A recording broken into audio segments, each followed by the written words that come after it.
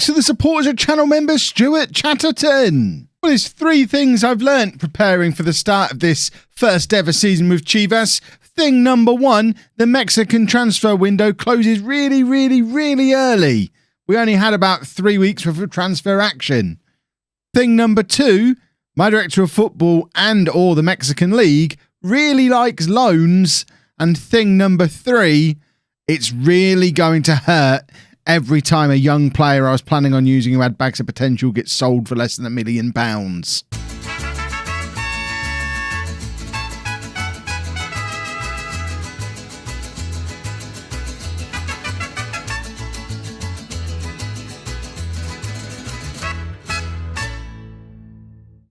Hello and welcome to part 2 of El Director Deportivo. I'm Kevin. Coming up on today's episode, we have our first 2 games ever in the Mexican League, which is apparently the D10. D10, short for Liga BBVA Bancomer MX Torneo Apertura, obviously. Can't believe you didn't know that, you idiot. So, transfers first, though, before we get into that. And there have been some. Firstly, the out. I wanted to use this guy. Javier Eduardo Lopez has been sold to Leon. He could have played on the right wing. He probably would have played on the right wing. He would have been right in there in the mix with this guy who's 28 and also wanted by other clubs. But this fella had loads of potential. He came for our youth system. Oh, he didn't come for our youth system. We signed him very young, though. He's played over 100 games for Chivas, and we've just sold him for $775,000.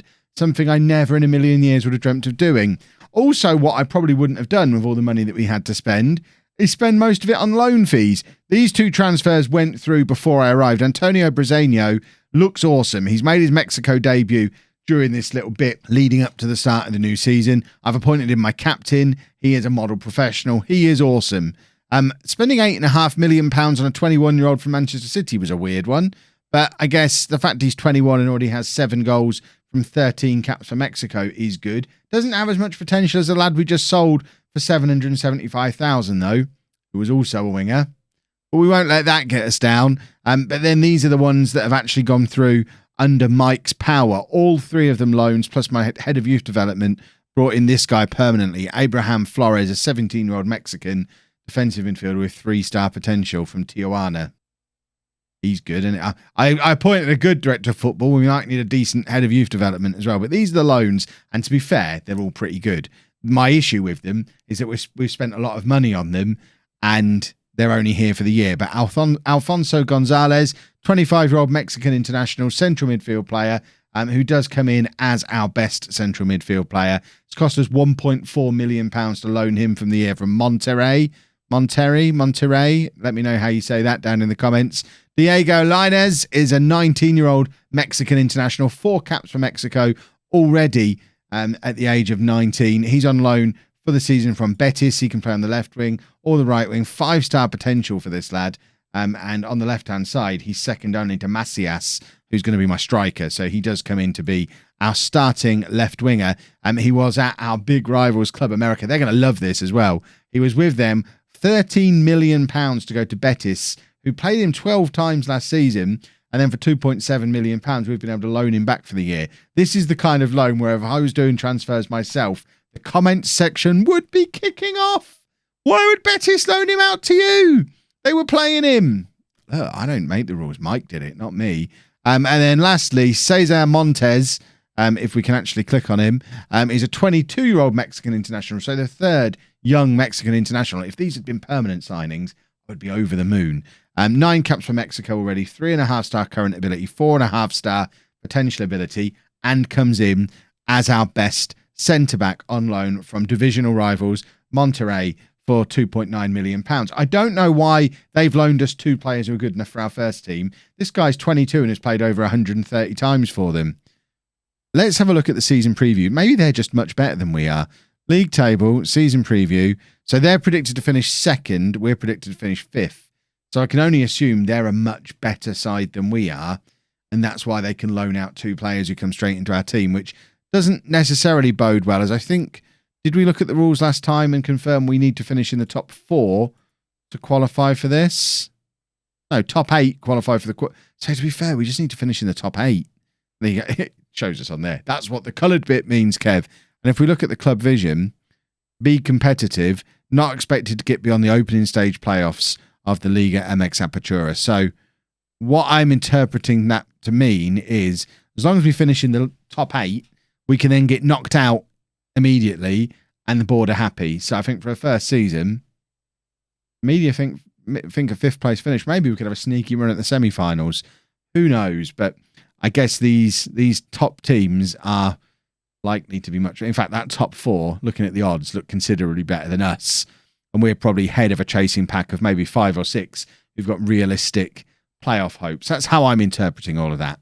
So let's get into our first game of the season. In the second half of the episode, we do have the Super Classico. We play Club America immediately, which is not ideal. Why is he ineligible? He's already played in another match today. That's not ideal. That's my fault as well. I can't even blame Mike for that. One moment.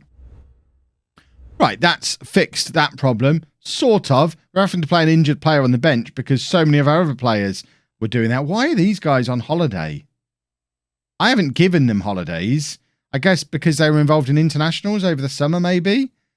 So like Montez would be one of our better players and he's on holiday. He's going to miss both of these first 2 games. I love Mexico already. And one thing that I do like, I did ask in the first episode, is somebody keeping a tally of how many minutes our under-21s are playing? Because under-21 players have to play a total of 1,000 minutes over the first 17 games, which is an average of 58 minutes per match. It is being kept track of down here, and we can just look at that and keep track of it. But it does also show us on here who our under-21 players are. And luckily for us, our star man, Jose Juan Macias, who is going to be our starting striker for as long as he's fit, meets that criteria. So as long as he's fit and plays an hour a game, we don't need to worry about that at all because he's gonna get that done on his own. If he were to pick up an injury, then we're going to need someone else to step up and get that hour a game of under-21 game time. But for now, Macias can get that job done for us. So our team for our first ever game in charge of Chivas, we're going with Godinho in goal. I'll show you briefly what each of them look like as I click. So if you want to look at their attributes, you can click on it and get a little bit more detail and start to get to know the team. Calderon is at left back. Right back, we have Jesus Sanchez. And then our centre backs, we've got Briseño, our new captain, partnering Hiram Maya, who's 29 years old, 12 caps for Mexico.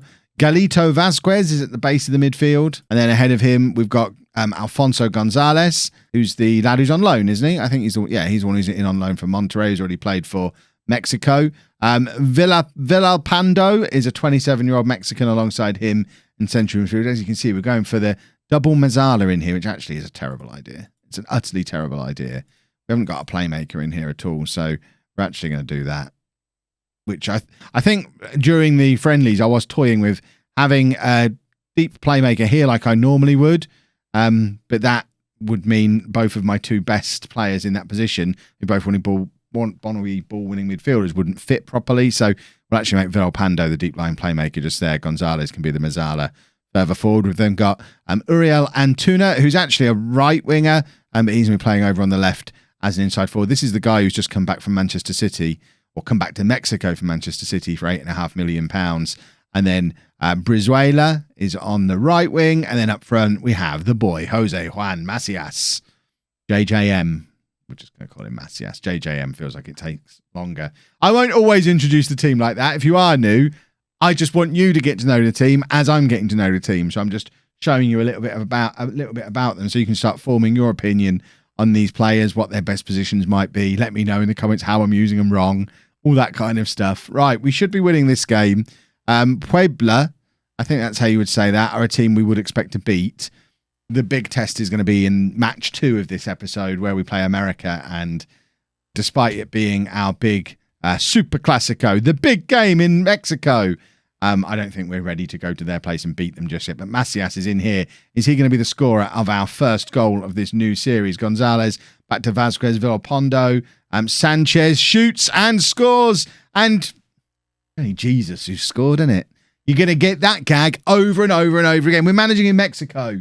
Every other player's called Jesus. I know it's pronounced Jesus, but I mean, what do you want from me? What am I supposed to do? You know, how can I not?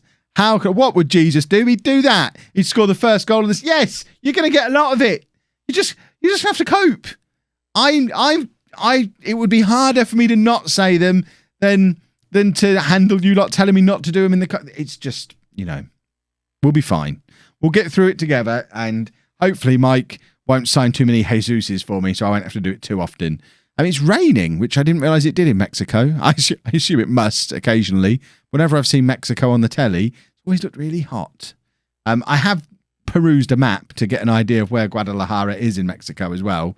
And it's basically in the middle, isn't it? Not a million miles from Mexico City. A long, long way from the US border, which again, I imagine that's the bit that we typically see on TV, because I imagine when they're filming Mexico for American telly, they probably don't travel very far. They get as far as Tijuana, and that's about it, I imagine. Sanchez plays it into Macias, and then Villalpando, 2 bites the cherry, and he scores with the second one, and it's 2-0 to Chivas, 10 minutes on the clock, and we look all right so far, don't we? This is a promising start.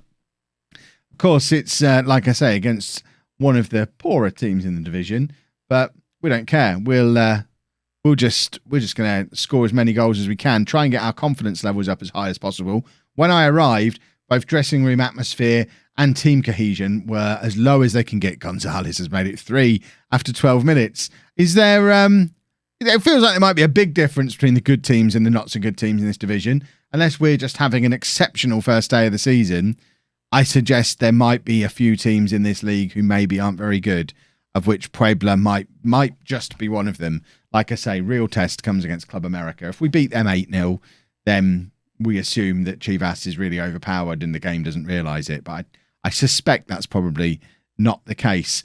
I mean, that's just a spectacular boot forward from Sanchez as well. It doesn't get anywhere near any of our players, but Antuna does get it back and is racing down the left-hand side. Cross comes in for Macias, who we've not seen much of just yet, but it ends up cleared down our right-hand side. And Mia, there's no L in there, it's just Mia, plays it back to Godinho, who finds Briseño, our skipper and no-nonsense defender, plays it back to Godinho again. I'm just going to check that we're on key highlights and all that kind of stuff you check at the start of a new save. We are. Antuna charging forward again, finds Brizuela, who shoots and scores. I mean, it's every one of our goals come from basically there. This goalkeeper does not like shots coming across him from this right-hand side. We've identified a weakness early on and absolutely bullied it 4 times. I need to check to see if this team are rubbish, because I'm a little bit confused about what's happening here. So, Puebla. I don't know. We could have gone in the other way as well. Season preview. Where are they? So they're 1,000 to 1. They're one of 5 teams that are 1,000 to 1 this season. So, yeah, I think that's fair to say. There's 5 really, really rubbish teams in this division, and this is one of them. So it's arguably a very nice game to start the season off. And as I was mentioning before, it's exactly the kind of game that we needed as we make it 5-0. Is everyone just going to have a go? This is exactly what we needed, because as I was trying to say before, I think the second or third goal, and we just keep scoring. There's only 15 minutes gone and we're 5-0 up. We don't need your replays. We know what scoring from a corner looks like. Goodness me. Dynamics was a mess. Team cohesion was the lowest it goes. Dressing room atmosphere was the lowest it can go as well. And we have been working very hard in training and with our pre-season friendlies. You'll have noticed on the schedule page before, we have had a lot of pre-season friendlies, a mixture of teams that are actually worth beating so that it gives us a nice confidence boost, and some that are just nice and easy so that we just get to score goals and do this kind of stuff. We haven't had a result like this so far. 6-0 up after 25 minutes is an absolute madness. What is the Mexican League, boys and girls? This isn't what I was anticipating. But we've managed to get our dressing room atmosphere up to excellent through some very careful individual team talks with players, team meeting and praising training and team bonding and team and player outreach stuff and winning matches and all that kind of stuff. We've got dressing room atmosphere up to excellent. The one thing we haven't been able to do yet is sort out the team cohesion, which is still showing as average, which doesn't seem to be causing us a problem today. And I think a result like this is going to be a big, big boost for us as well, in all elements of team dynamics, which is handy.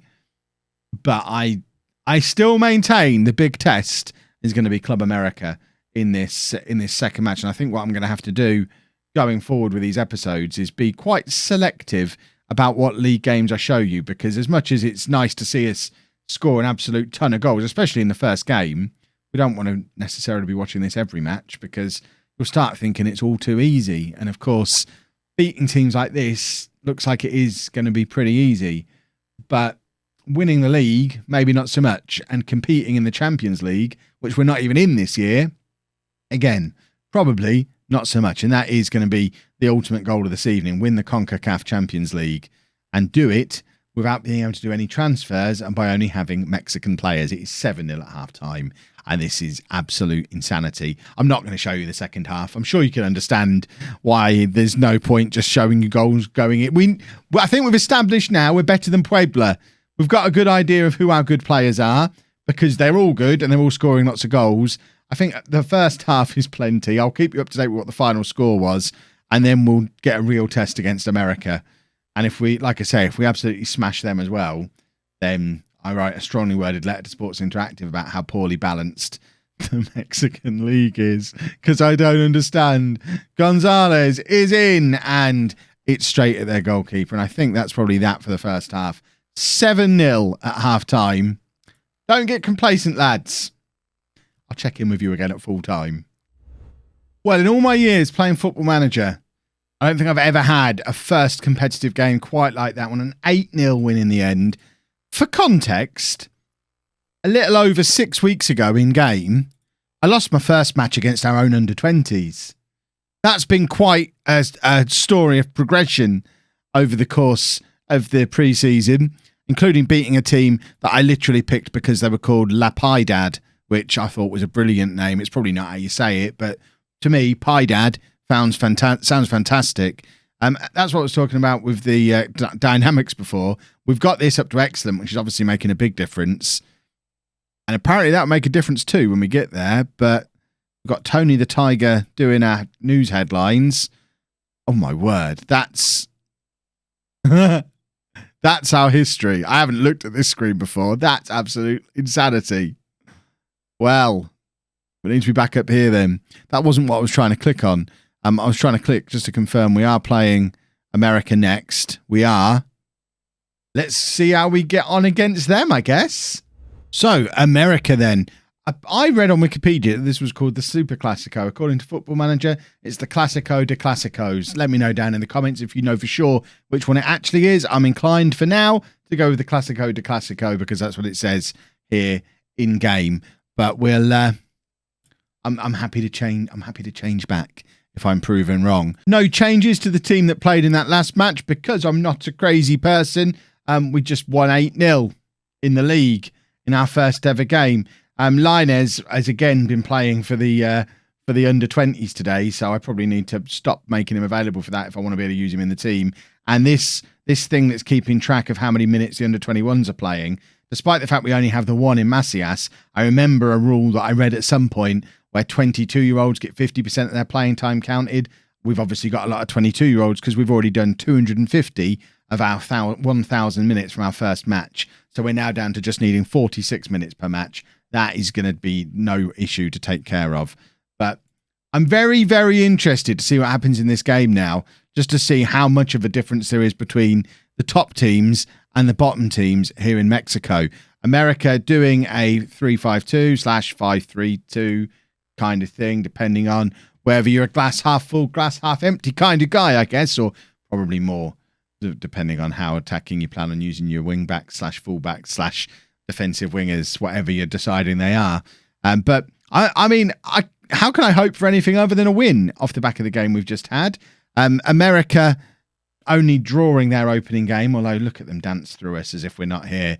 Godinho makes the save, but that's already new. We didn't get that in that last game. There's nobody here, by the way. I thought Mexican football was super popular, but there doesn't look like there's anybody here for the Classico de Classicos. Macias is in, who didn't get a goal in that first game, plays it back to Antuna, and it bounces around in the area, and nobody is in there to get on the end of it, but we're very quick to get hold of the ball and send it back up towards the America penalty area. We have done very well for possession early on, 65% of the possession in the first 20 minutes or so of this game.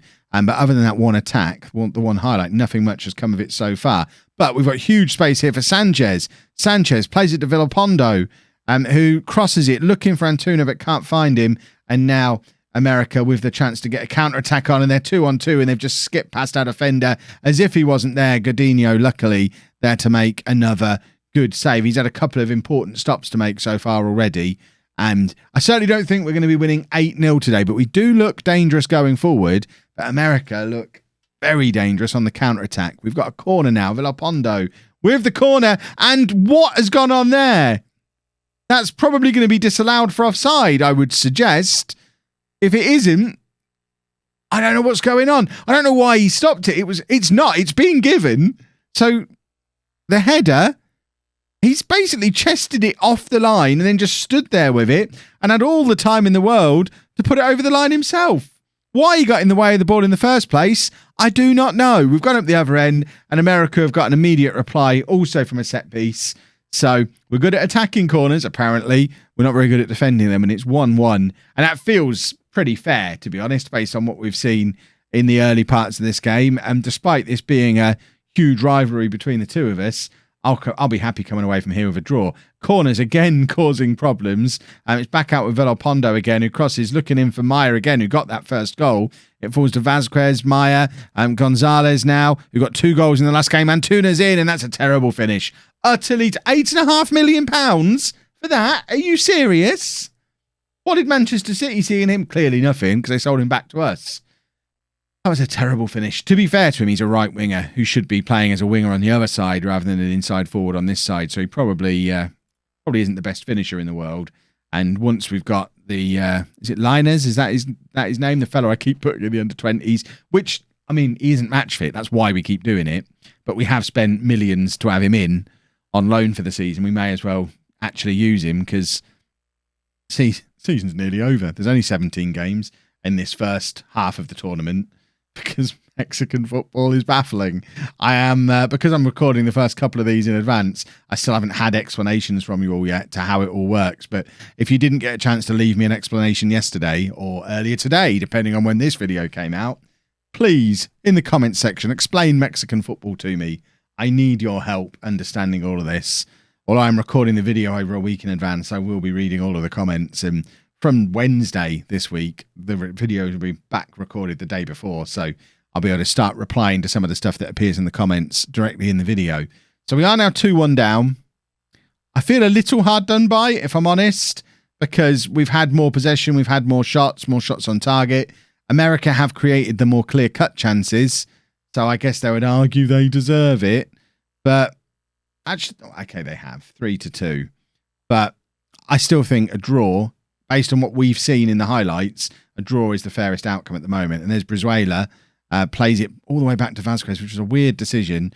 Villalpando, who's been involved in a lot. And then here's Sanchez, who we saw score the opening goal in the last game. Cross comes over, and it's cleared relatively comfortably. And once again, these counter-attacks, this time from a big clearance forward, our defenders are really struggling to cope with the two up top that America are playing with. It's actually quite rare, certainly for me in Football Manager, to come up against a team playing two forwards.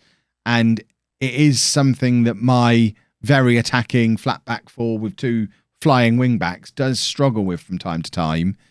And if it's going to be something that's quite common here in Mexico, 3 at the back and 2 up top, us playing 1 up front and 4 at the back, 2 of them pushing, so effectively 2 at the back, might not be particularly sensible going forward. We're going to bring Angulo on for Antuna, who hasn't really recovered from that terrible miss that he had early on. This is Angulo, by the way. You've not met him yet. There he is. He's a left midfielder who we can force to play a little bit further forward. In fact, you know what? Be a winger. Let's get some crosses in. We haven't got anyone to come on and do the same job on the right-hand side, so I think I'm going to change up the striker, bring on Peralta, who wants to be a deep lying forward, which I'm not interested in, but I will switch him up to being a pressing forward. He came on in the last game as well. The thing is, both of these substitutions came on in the last match, and that's when we stopped scoring. So I think we are a little bit weak with what we've got as backup players in this squad, which is only to be expected. Remember, this is a team that finished in 14th place last year, and has only signed, when I arrived, had only signed 2 permanent players. We've now brought in 3 more loans, but it's not as if we've had a complete rebuild of the poor team from last year. Neither of those two can play central midfield, so let's not bring them on. Are you a central midfielder? You are. Beltran, you're a youngster as well, so let's get you on for Villalpando. You can come in and do that job. And hopefully an equaliser is coming, because I still think a draw is fair, although clear-cut chances-wise, it's now 4-2 to America, and they'll probably be maybe rightfully arguing that they probably do deserve it based on creating the better chances, even though we've controlled everything else about the game. Brazila now coming forward, plays it back to Vazquez again, who's got Calderon on the overlap. He's got a good crossing opportunity here, drills the crossover, and Angulo with the shot that I think's hit the post. And that was the opportunity to grab the equaliser, I think. If it was coming, it comes just there, and we've not been able to grab the equaliser. I can't be too upset because America are one of the best teams in the division, and we've looked competitive against them. We're a team that's expected to finish 5th. We've got to finish in the top 8, and we've had a big win and a narrow defeat against one of the best teams in the division. I think we should be fine for that top 8 finish and that move into the playoffs. What we do from here is we probably play 3, 4, 5 games. We've got a couple of cup games in here, so maybe play the 2 of those. I'm not sure how important the cups are here in Mexico. Again, let me know in the comments. Maybe get through to the end of August, come back around about here and play a couple more games and see how things are starting to settle down for us. Hopefully, we're going to be more this than this. That's the plan. If you've enjoyed that, please make sure you leave a nice big thumbs up on there for me. Subscribe to the channel for daily Football Manager videos. And thank you very much for watching.